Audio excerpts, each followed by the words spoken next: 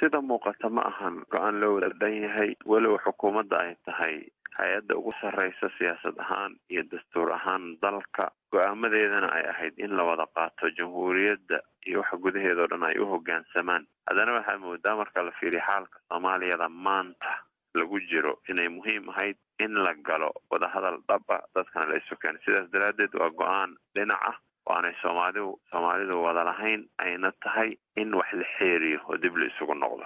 mucaaradkii haatan way doodayaan 2 maamul goboleedna way maqan yihiin, marka khilaafkii doorashada soo lasma dhihi karo wuu sii ballaartay. si marka loo fiiriyo si allabana bedel wuxuu ku fiican yahay isbedel loo wada dhan yahay.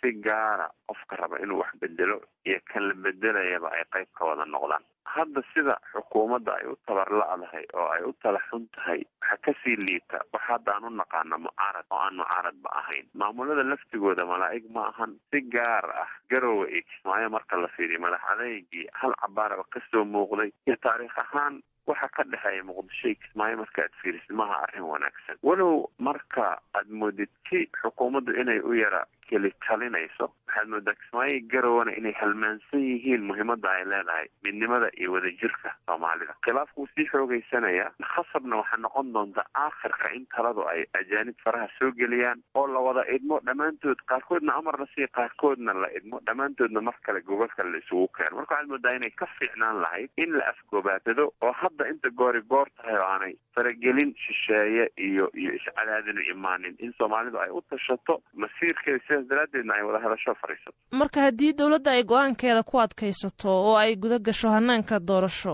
oo mucaaradkii iyo maamul goboleedyada qaarna ay maqan yihiin, sharciyadda arrintaas maxay noqon kartaa?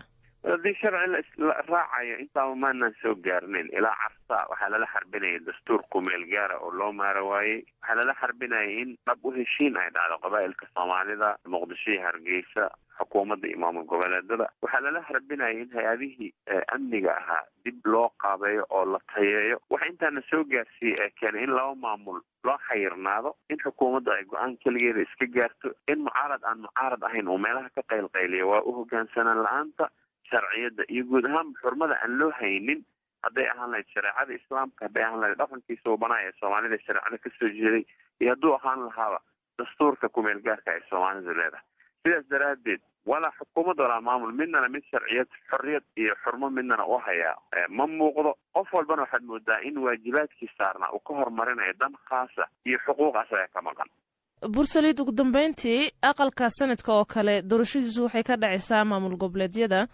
haddii marka laga tashado labadaasi maamul goboleed sooma soo baxayo baarlamaan ay 2 maamul goboleed ka maqan yihiin?